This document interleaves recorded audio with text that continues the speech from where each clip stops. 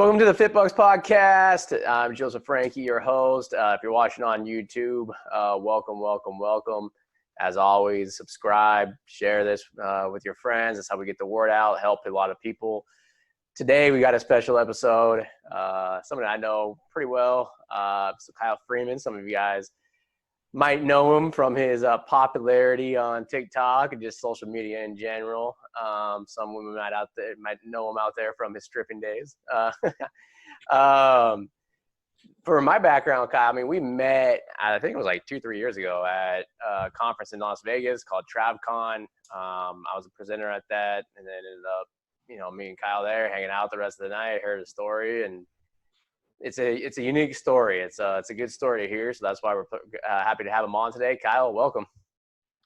Thank you for having me, Joe. And I hope if you're listening to this message finds you well. This is a crazy time for everyone, especially this week that we're recording things. So again, thanks for having me, and I hope you guys are well. So I guess I'll just start from the beginning. Again, I am Dr. Kyle Freeman. I'm a physical therapist. I've been practicing for 3 years now. I graduated December 2016 from Misericordia University. Probably haven't heard of it, probably can't spell it, but it's in northeastern Pennsylvania. Originally from New York. When I graduated, I never wanted to do the typical status quo PT job, right?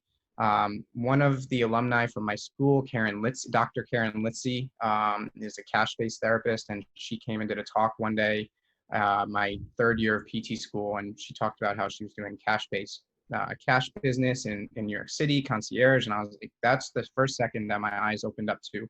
There's a different way to do things in the PT world, in the physical therapy world.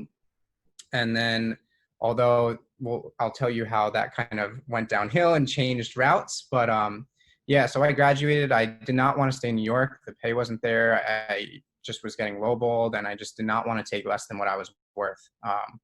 And so I moved across the country to Arizona. I took a job in inpatient rehab because I felt comfortable there. I enjoyed the setting. I got to work with patients one-on-one. And I hustled. I was getting paid $75K, my salary, plus I got $10K towards my loans, a $10K sign-on bonus. They paid for my move. And on top of that, I took on an outpatient orthopedic position part-time to keep up on those skills and just hustle and make money. Over the course of that year, I realized very quickly a lot of the BS that is in the corporate healthcare world. I quickly had to fight for the tuition that was supposed to be guaranteed in my contract over the course of 7 to 8 months. I saw poor care.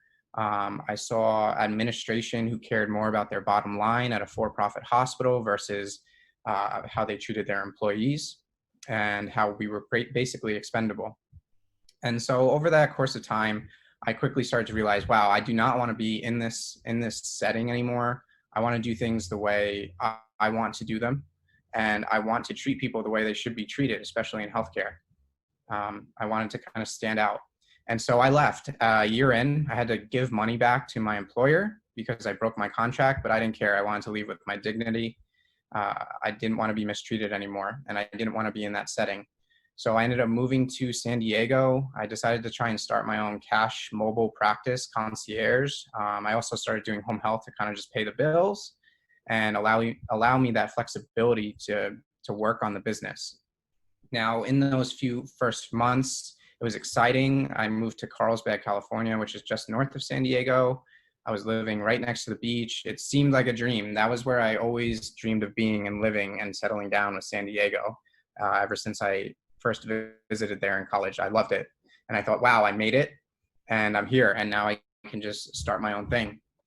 And little did I know that the coming months would be like the worst time in my entire life. The most miserable, depressed, anxious I've ever been. And partially it was because I was in a new city by myself. I was trying to start my own business on my own. Although I took on mentorship, it didn't give me exactly what I needed. Financially, I wasn't making the goals that I wanted to meet. And on top of that, I had student loans. I came out of school with about 85,000 in student loans, which in the physical therapy world is about average. I had plenty of colleagues that I graduated with that had double that, if not triple. So I was Yeah, grateful, but we just ran a statistic the other day on our. So we have 8,000 PTs in our platform, and the average is 153,000 now. that's the average. That's the average. So yeah, it's gone up a little bit. So Wow. Well, not to say that, I mean, I am grateful for the amount that I had, but still $85,000 is yeah, it's a $85,000. And lot. I It's a don't lot. shake nod my head at that. You know, that's a massive down payment on a home that Yep. puts some people back a couple years in life. And so I took it very seriously. I didn't want to have that weight on my shoulders anymore. And as I was doing my business and trying to gain clients, and I was just stressed out every single day. I had no guidance. I didn't really know what I was doing. It was my first business.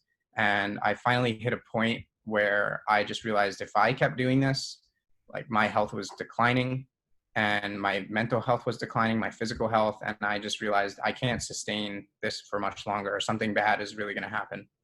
And that's when I hopped on calls with different people.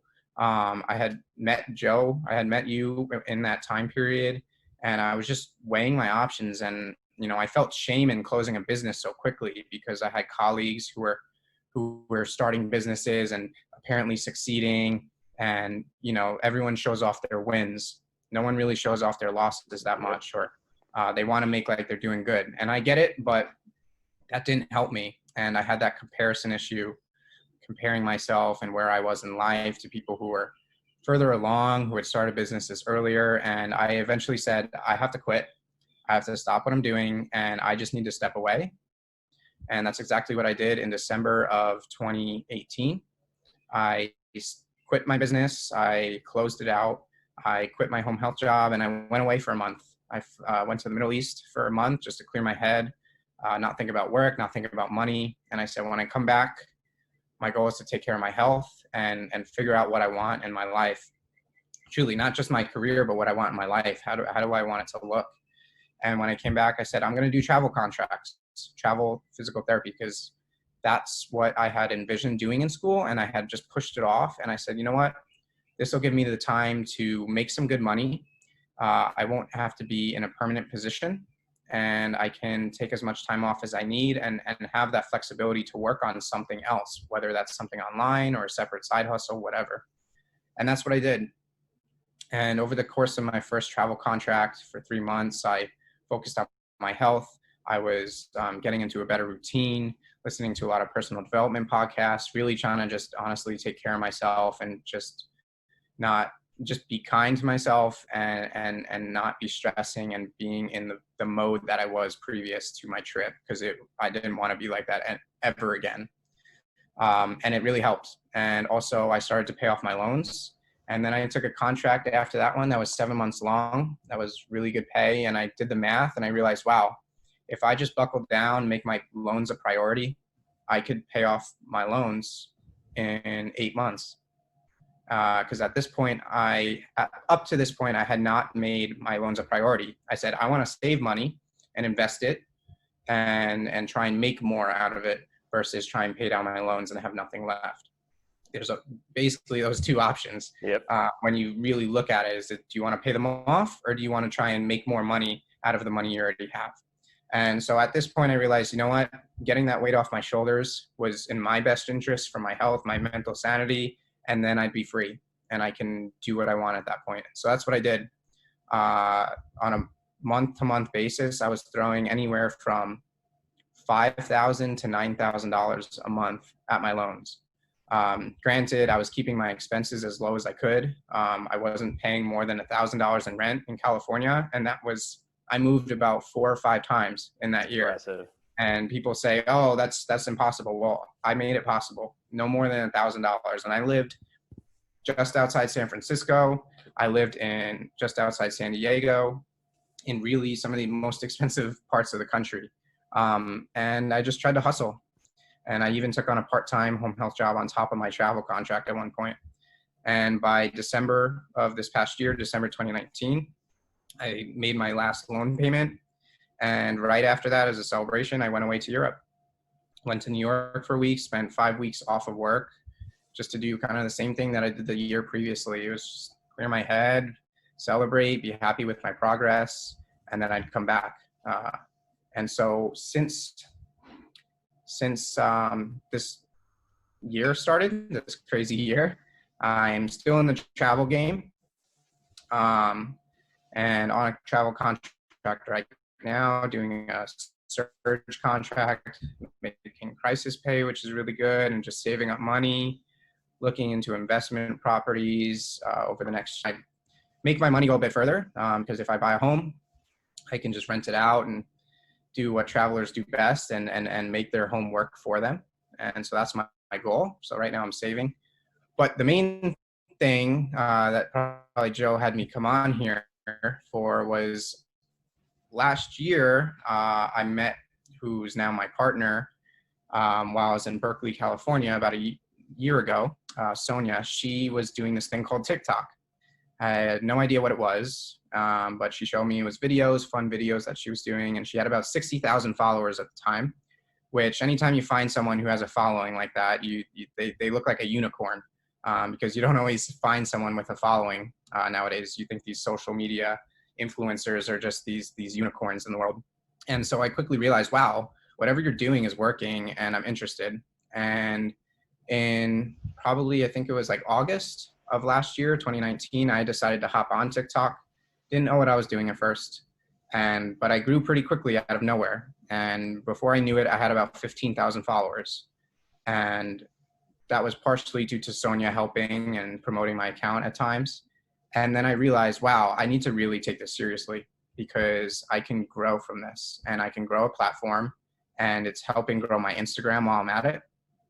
So right after I got back from Europe in January, I started to go hard and be consistent on TikTok. And over the past few months, I managed to grow my following to, as of today, it's almost 123,000 followers. I have done 2 brand deals and working on affiliates. I have a couple more in the works. Just yesterday morning, a magazine wants to interview me. And I am decided to start a group called TikTok for Healthcare Professionals, where I am teaching other healthcare professionals how to share their knowledge, how to use the app to grow an audience, grow their influence, get in front of more people, gain clients, whatever it might be, use it as a creative outlet in my Facebook group. And so far it's going well. It's been about a month in, and very, very soon, hint tomorrow, I will be announcing my beta course for it. And it's going to be an online course that people can go through on how to launch their TikTok the right way and start growing an influence and growing an audience on there. So that's really where my focus is at this moment. That is awesome. That is awesome. Yeah, there's a few things in it that I'll touch on that are actually really important for people to understand. I mean, like just one point, like you brought up your health and stuff, like because we hear about burnout all the time, and it's because people are so stressed out about their loans or whatever it may be, and it's like, you brought up one of those things of celebrating, like going to Europe and stuff and celebrating your wins, and that's unfortunately what I see a lot of times, especially when it comes to finance stuff. Finance stuff happens over time. Like you could say, you paid off your loans. I mean, you paid off 85 grand in like 8 months. So it's like, that didn't happen overnight. Like you didn't wake up one day and be like, I'm going to get rid of my loans and tomorrow it happened. I mean, it took 8 months. That's time. And for a lot of people, it might take 5, 6, 7 years. So you got to create those little small goals. But what I find all the times is we're too busy to even celebrate those goals. And the funny thing is like sometimes when like you said about going to the Middle East or Europe or whatnot, when you actually take a step back, you realize that you're really not that busy. You realize you're busy with bullshit, like reading posts on Facebook all day long. Or it's like, well, I'm just filling my time. I'm really not that busy. So if I actually concentrate on myself or doing what I'm doing, you actually have a lot of time. And it allows you to, you're celebrating, but at the same time, you're putting stuff in perspective, right? Like I got a 3-year-old, so I'm watching Frozen like every other day. And, like in the Let It Go song, she makes a comment about, the problems when you're like, it's a problem seems like a problem when you're up close, but when you're far away, it's actually really small. And, so hearing you, Kyle, be like, dude, I'm knee deep in this shit and I got away, and all of a sudden you get a clear head. It's like, yeah, a lot of people, you can use that, let it just be hiking or whatever. It's just, clear head. Like a lot of people ask, like, how do I come up with ideas for businesses or products or whatever. There's lots of times I just go out to the middle of nowhere. I used to go up to Yosemite all the time, on the backside of Yosemite, and just go up to one of my uncle's cabins and sit there and go just walk around. And just all of a sudden you're not thinking about anything else. And just, so, you know, if you're listening to this, you want a good tip, you know, that's awesome to hear. Like, you actually did it and said, look, I'm taking off, and you realize that. But one of the things that you brought up, and this is something that I think I might have told you when we first met in Las Vegas, is how full of shit people are. And I'll give you an example. Like, you brought up the people that are on social media talking about how they're doing it. And so a lot of them have come to me about their finances. So I see their finances, and they're freaking train wrecks. But you look at them on social media, you think that they're just killing it. And so, like you're saying, Kyle, it brings out this false, like, oh, well, I'm not doing as good because they're doing good. It's like, no. And a lot of people just don't realize how hard running a business is. Like, I hear a lot of new grads, I want to start a business. It's like, oh, let me sit you down for a minute. Like, so, you know, just touch a little bit on that experience. Just one, like that first experience with starting a business, but now also, like, what did you learn from that you're using? Because in essence, with all the TikTok stuff and everything that you're doing, you are creating a new business. But what are you taking from that last experience? What did you learn from that and applying it into this? Yeah, absolutely. Definitely a lot of good tips. And you did say that to me. A lot of people are full of shit. Yep. And you see people with these huge followings, and some of them aren't making any money. And some of them are really depressed. So and that's where, when I realized I was having my issues and mentally and with the business, that's when I started to finally vocalize it and be vulnerable with the people who are following me, and just putting my message out there and not holding it back, because that's what was killing me, honestly. The second I started being vulnerable and putting it out there, it started to resonate with people. People started to hear me out and be like, man, I'm right there with you, or I'm worse off. And like, thank you for sharing this. Because your story, I said it one day, that your story is what makes you. It's about the process. It's not about the end goal, because truly there is no end goal. There's no finish line. And that's what, Joe, you were talking about, how I celebrated my wins. Well, if we're not celebrating those little wins, what are we going to celebrate, right? We're just going to be miserable, because we're always going to be chasing something. We're always looking for the finish line. Instead, you truly have to look at the process and look at those little wins. Maybe it's you get your first consulting call. Maybe it's you make your first package deal, whatever it might be. You have to look at those little wins. And yeah, are you going to go out and party about it? Not necessarily, but maybe you celebrate by, you know, going out for ice cream. Maybe you just take a step back and say, I'm going to take the night off and enjoy this and realize that I made this progress. When I started my business, again, I went in with the best intent. I didn't like how patients were getting treated. I didn't like how I was getting treated in my previous job. And I said, I can do better. I know I can do better. I know my intent, and I know how people should be treated. And that's how I went into my business. I didn't know how to start a business, but I did it anyway. And honestly, a lot of the things that scared me or hurt me or kept me up at night were just like the actual, the accounting, all the paperwork stuff. I thought the IRS was going to call knocking one day, and I didn't even make $1 yet. I didn't have the guidance. I didn't have someone telling me like, dude, chill. Okay. You can do this. Don't worry about that stuff. That's not going to happen. You're a small fish. Okay. But I was worried about these things, because you should have called me. I'd have been like, F the IRS. No. it's serious, you know? But the one thing I will say is, when I was going through that tough time, the one thing I kept telling myself that kept me going was, all of this is happening for a reason. That was it. That one statement. I just said, I am feeling this way for a reason. All of these things are happening to me for a reason. And that at some point I'll come out the other end. And that was it. If I didn't have that one statement in my head, I don't know where I'd be. And that's what kept me going. It's like, just go through this hard time, because the hard times are what make you stronger and make you learn and make you do things better the next time. So you're talking about the things I learned from that experience. Number one, I learned how to go through the process of starting a business. So that was good. I learned that next time to kind of have my ducks a little bit more in a row, per se, so that going into the business, I, number one, necessarily don't have to incorporate right from the start. Like, I'm not incorporating right now. I'm making money, but I'm not incorporating right now. Even my current business coach was like, dude, don't worry about that at the moment. When you start making like real money, then you can do that. Or you have some property to protect, then do that. But right now, just keep track of what you're making and just do it. Just don't worry about that. Just do it.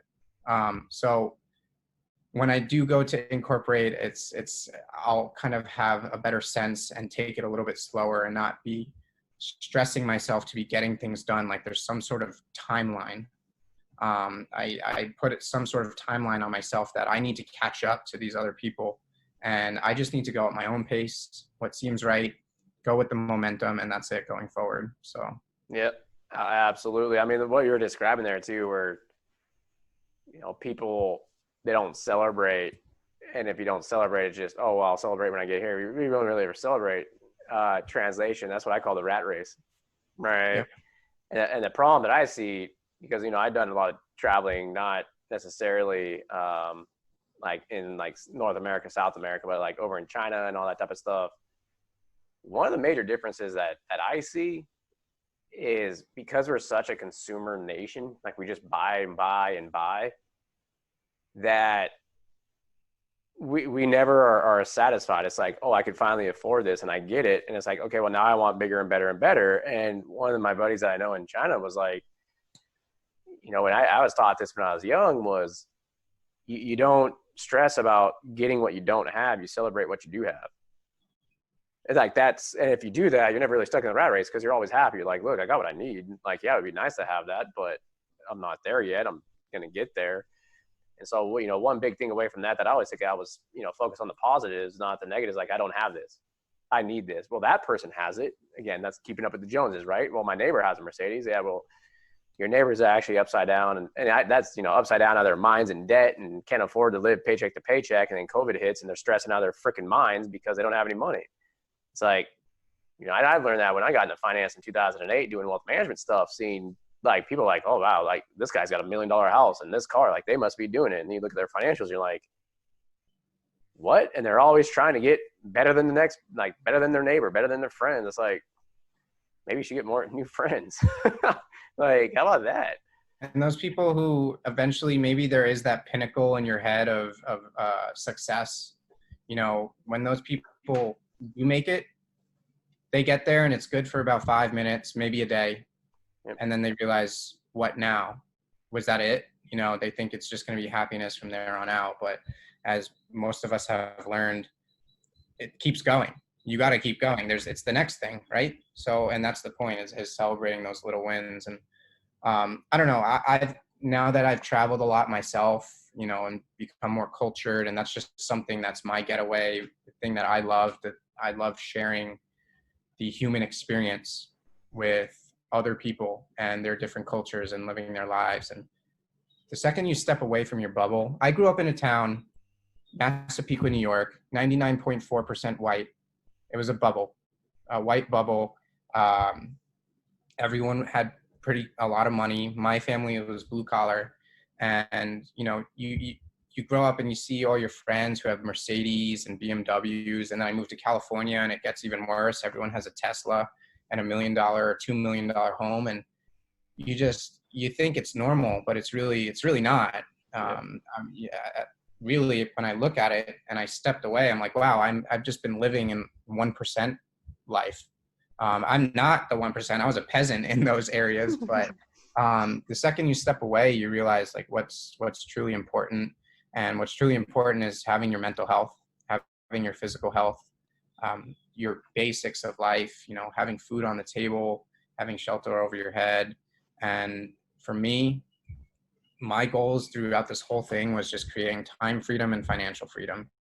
The freedom to live the life that I want to, whether that's in my profession that I'm in now or something completely different. And that's okay. I had trouble accepting the fact that I wanted to pivot and do something different. And now I learn, and now I tell people, pivot at any time. You want to graduate from school and do something completely different? Good. I have friends that have done that. You want to quit your business, stop it right now and go into something absolutely different, go into a side passion, good, do it. Because if you continue on the route you're on, you're probably going to continue in misery, and you're probably going to eventually fail too while you're at it. Because if you're not loving what you're doing, then you're going to stop or you're going to fail. That's what I tell my my group, my Facebook group, who's learning TikTok. I say, create content you enjoy making. Don't worry about impressing anyone. Don't worry about trying to grow the audience. Just do content that you enjoy making, because eventually people will notice. It will show off in your videos. People will recognize your confidence and you're having fun. Because if you're trying to do something that you're not, or trying to be like someone else, or trying to make content just for the likes, you're probably going to hate it. It's probably not going to succeed, and you're probably going to be miserable. So that's a huge thing I've learned. Yeah, no, it's huge. And like I always say to my wife, I always tell her, you know what, you can deal with the first world problems. I'm gonna go deal with the real problems. Like I learned that from my sister. My sister used to be in the Peace Corps down in Paraguay, and it's like, yeah, you know. And then she also worked in. She actually went to school in Rome, but when she was there, she went and lived in Africa, in Benin, Africa, for like a month. And so it's like, you know, you see at that, and I remember, you know, when Haiti had the floods, or the earthquake. I'm sorry, the earthquake. So my wife, or my sister's a nurse, right? So when they had the earthquake in Haiti, she went out there for a week, and she showed me this picture of this little girl, right? And the little girl was like the happiest girl I've ever met in my life. Like just seeing, like visually seeing, my sister was like, she was always smiling, like just loving that she had food and all that stuff. A week before that, in the earthquake, she lost 18 of her family members, her mom, her brother, her sister, everybody. Lost them all. They all died.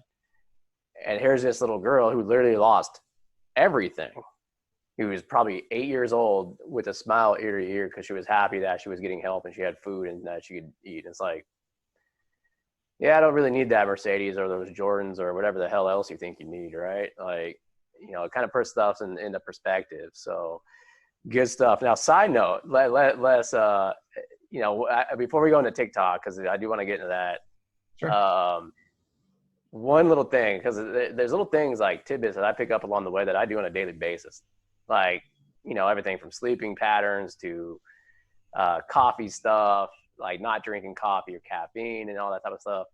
And I don't really ever share them, because most of the time when you share this shit, people are like, you're weird, right?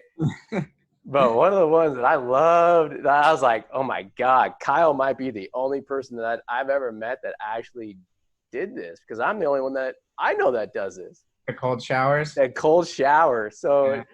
you know, for those of you that don't know, I had this thing where I was just like, I can't wake up if I take a hot shower. So I'm just taking a cold shower as cold as I can.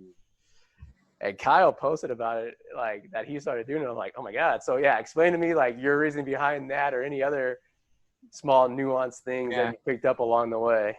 Yeah. So that actually started after my first trip, when I was like trying to get my shit together and get my mental health back. And I started looking into Wim Hof. If you're familiar with him, he does a lot of breathwork stuff, and he's called the Iceman because he'll go swimming in like Arctic oceans and his body temp stays the same, because he does a lot of breath work that kind of changes your physiology and helps you tolerate the stresses of ice water better.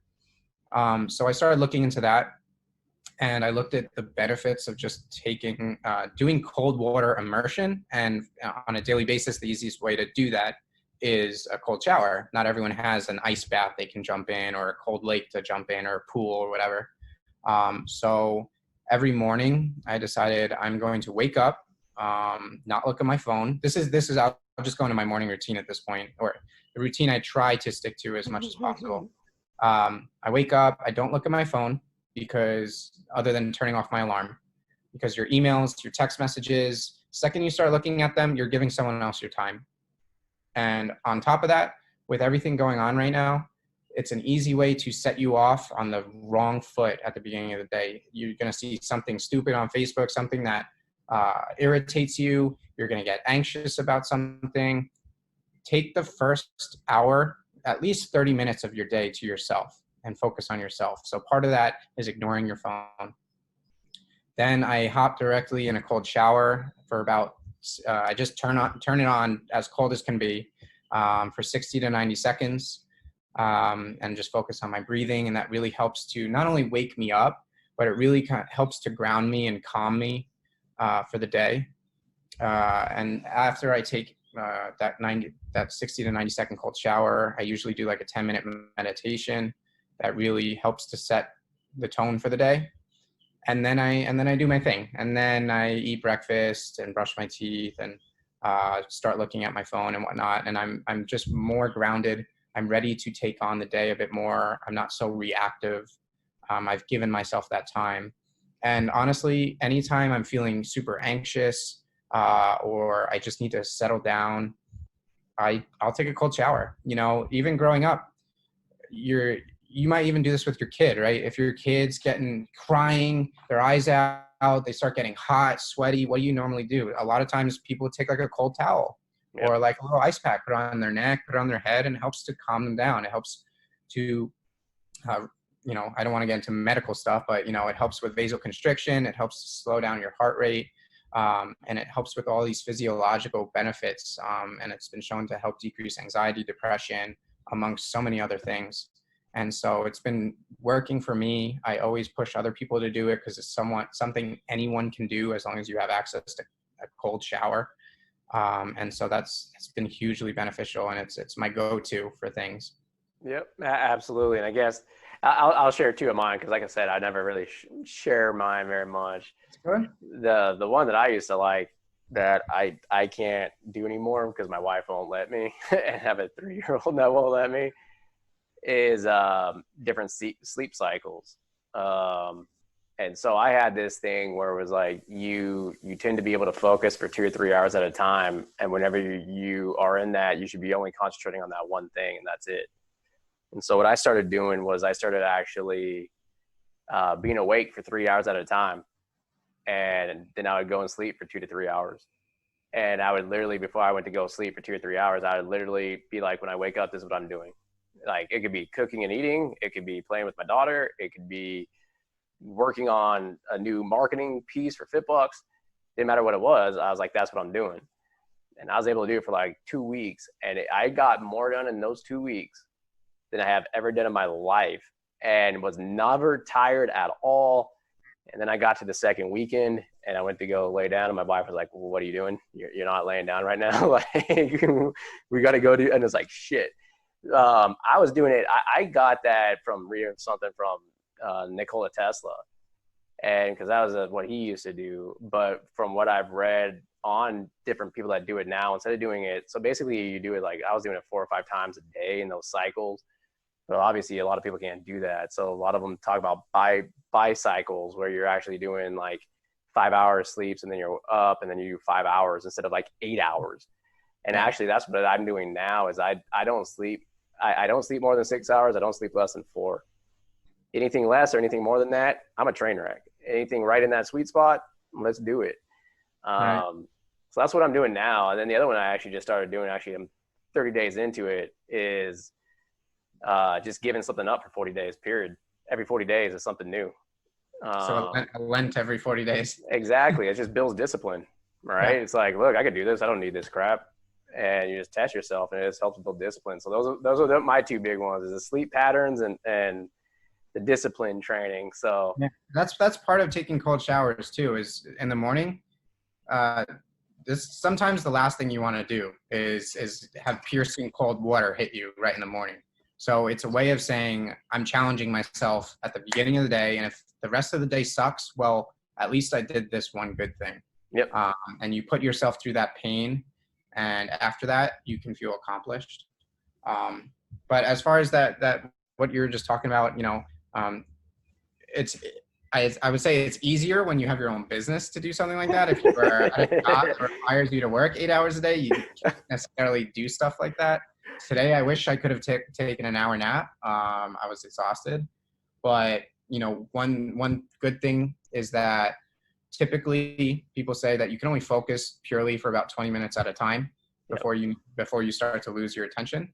So, you know, again, not everyone can do this. I mean, I worked outpatient, and sometimes you don't have a second to think. You know, you're just running around seeing patients, but if you're just working on stuff, the best thing you can do is focus for 20 minutes, take 5 minutes to step away, whether that's go get a drink of water, get your eyes off the screen, step outside for 5 minutes, and then come back to it. And then you could kind of refocus. And studies have shown that that's beneficial. So. Yeah, it was funny is when my first job out of college, when I worked for the Los Angeles Dodgers, and wow. we convinced our boss to let us sleep for an hour after lunch, and it lasted for about a week and a half, and basically no one would ever do shit in the afternoon when everybody woke up because everybody would just be tired and not do anything. And like I was the only one that was doing shit, and he's like, "Nope, sorry, like we got to take this away." It's like, damn it. That would be beneficial for me because I have to watch what I eat at lunch because you eat the wrong thing and you're sluggish as hell because all the blood's rushing to your stomach. You ate too many carbs. I try to avoid carbs at lunch because I'll just be like useless the rest of the afternoon. So that's another one that I do. One more. I'll share this one more. And my wife, she gets on my ass about this because she thinks it's really unhealthy, and it probably is extremely unhealthy. I eat once a day at night. That's it. Because to me, it's like every time I eat, it's like I'm satisfied. I don't have that edge. And so it's like I purposely don't eat all day because it's like you're hungry. Just naturally, you're trying to find food. So it's just a mentality of like, I'm getting after it and then as soon as I eat, I'm just like, done. I do believe in the intermittent fasting, and I've done it. I honestly sometimes do it unintentionally where I am not eating until lunchtime and eat between usually 12 and 8 p.m. And usually my mornings, I'm super on point, whether I've had coffee or not. And so usually the 16 hours of no eating followed by 8 hours of the day that you can eat, I really find it beneficial and recommend something. You try it for at least a couple days a week or one day a week and see how you do. Oh, it's fantastic. I mean, all that stuff. I remember the first time we met back in Vegas, I was drinking like 5 rock stars a day. Right. Okay. Like I haven't had caffeine in 8 months. Not any, period. It's pure sleep cycles, the way you eat, like all that stuff. It's like, great, let's do it. Yeah. If you're getting the right sleep and you're eating at the right times of day, that's all you need. I mean, and everyone's different. There's no like you can do 4 to 6 hours a day. And some people like me, I need more than that. I need a full 8 hours. I just can't. You need that beauty sleep. You're a lot better looking than me. That's why. I don't know. I'm just not a morning person in general. And sometimes I just can't get the rest I need. So that's what I need for my body. I wish I can get away with 6 hours, but that's also part of loving what you do, right? If you love what you do and you're excited to wake up in the morning and do what you're working on, sometimes that's all you need. I've had it before, and some days I don't, and some days I'm stoked to get out of bed and do something. Yeah. So if you have that feeling, you're doing life right. And I got my new person that makes sure she checks me. That's my 3-year-old. Last night at like 9 a.m. I'm like, or 9 p.m. I'm like, little one, I'm gonna go help some people and answer some emails. And she looks at me. She goes, "Dad, you need to go to sleep." I'm like, "Why?" She's like, "Your eyes are black." And I was like, "You're 3. How do you know that?" So I was like, "All right, let's go lay down and go take a nap." So good stuff. So TikTok, relatively new platform. All right. So, let's go ahead and end the podcast just on a few minutes on TikTok, just talking about, for those of you that don't know what it is, Kyle, what is it? What do you do? How's it good for marketing, the audience, all that type of stuff. Right. So right now what I do is, because it's simply the truth. I tell people TikTok of 2020 is the Instagram of 2012. And that is the straight up truth. If you've heard of it or you haven't heard of it, it's still in its infancy, but it is growing rapidly. And that's partly due to the pandemic because people were at home and found TikTok as a fun outlet. And now businesses are realizing the potential of TikTok and how it is the new social media platform. So in its basic form, TikTok is short film infotainment. Okay. That's what I refer to it as because you can make videos between as short as like 5 seconds up to 60 seconds. Most videos are about 15 to 18 seconds. And it's anything you want to create. It can be funny, it can be educational, it could be for your business. It can be some skill or passion that you have, whether that's cooking, gardening, doing physical therapy, showing off voice acting. It started out with a younger population. It used to be called Musical.ly, and it was a lot of kids dancing, singing, doing lip syncing, stuff like that. And then TikTok took over. And although it is a younger population on the app, the amount of people on the app, number one, is growing rapidly. It is over 800 million users. It might even be, I don't know if it hit 1 billion yet this month, but it might be soon. And on top of that, the age range on the app is ever increasing. There are millennials, there are people in their 40s, 50s, 60s. I see even grandparents that have millions of followers on there. And the nice thing about it is you can be yourself. It is pushing people in my group to open up more, be more creative. For me, before TikTok, you didn't really see some of the things about me that you do in some of my videos, right? A lot of what I do is humorous. I make healthcare humor. I do educational stuff and make it humorous as well, and just try to make it entertaining, because that's what the app is about. At its purest form is entertainment. But with that said, you can make education entertaining as well. And so since I grew so rapidly on the app, and about 2 months ago, TikTok actually reached out to me about how they were running a pilot program called their Creative Learning Fund, which is basically focused on education, because they saw how a lot of the educational videos on the app were doing well. And that's from different standpoints, from healthcare clinicians to do-it-yourselfers to makeup artists to hairdressers, all different things, bartenders. And they wanted to do this pilot program to push education and see how it does. So I was selected as one of their few creators to be a creative partner in their program. So I have to make 40 videos, education based, with certain restrictions on what I can and can't do, and some hashtags and stuff, to kind of promote it. And they want to see how it does. And so because of that, I have a TikTok manager, which really helps, because they take a look at our accounts. I can ask questions. I can learn more about the app itself and really grow. And that's what I'm sharing with a lot of the people who are in my group and consulting with.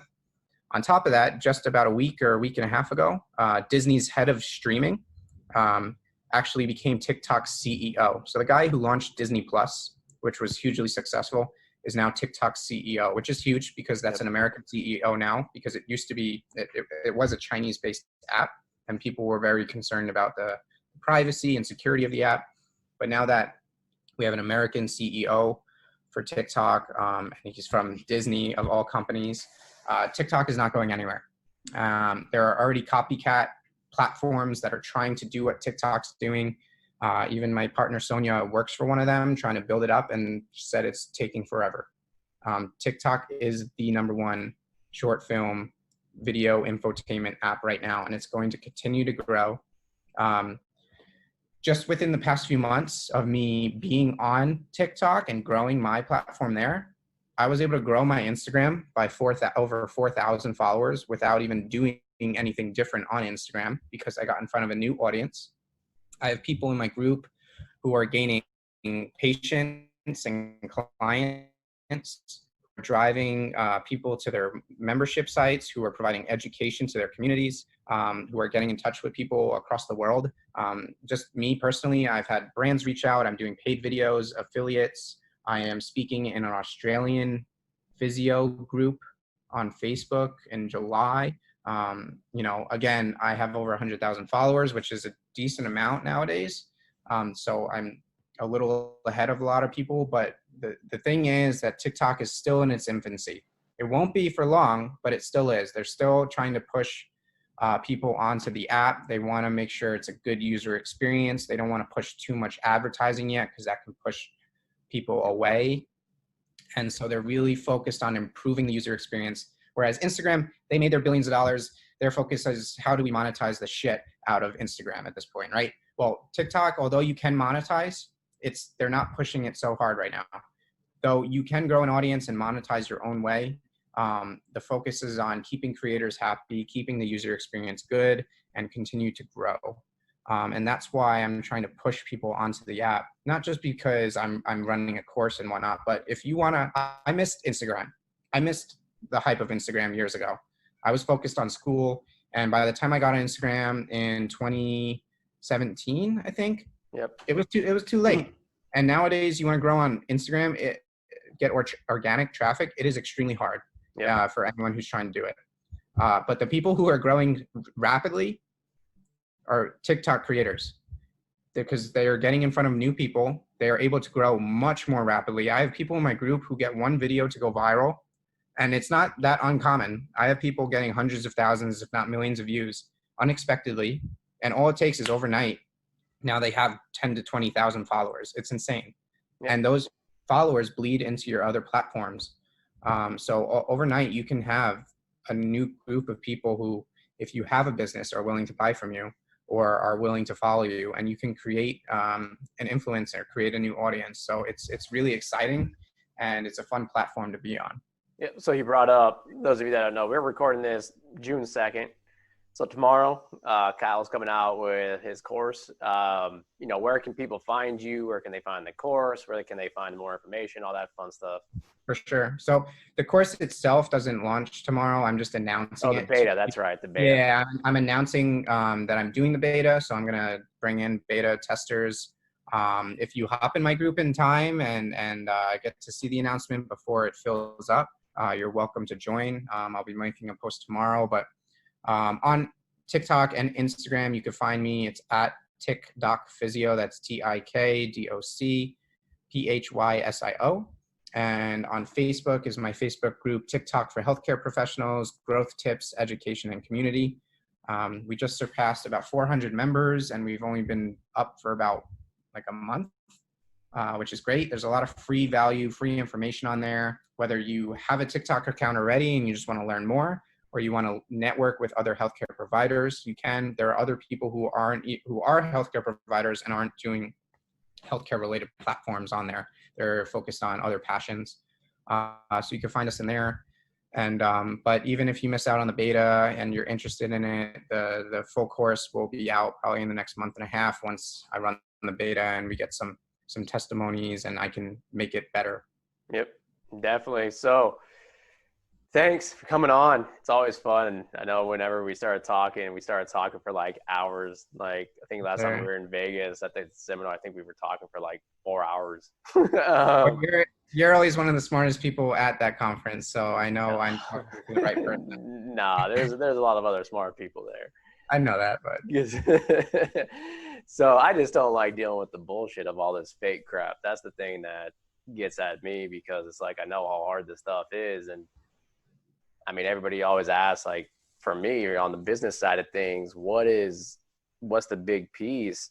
And it's not what you know. It's not about business. It's not about your knowledge about that. It's more psychology than anything. Like you're talking about the ups and downs. It's like, man, like, maybe one day I'll share with you guys one of my worst days I've ever had in my life. And it's like, and it came from the morning was probably the best morning I've ever had in my life. And within 15 minutes, like, and so you got to learn how to deal with that stuff. And the psychology side of it's tough. Yeah. I mean, if like there's one last thing I could say is that, like, most of actually what I do with helping people with TikTok and consulting and is not so much the stuff on the app. It's actually just, number one, lighting a fire under someone's ass to start doing the damn thing. Give them the confidence if they're fearful of being judged or putting content out, and really just opening people up, the positivity, the mindset of do something that you enjoy, do something that's fun, do something for you. Don't worry about the likes, don't worry about the followers, do something because you purely enjoy it. Whether it's a creative outlet for maybe you don't like your job right now and you see this as a creative outlet to express yourself more and be more of who you truly are and be more personable. That's really what I'm promoting.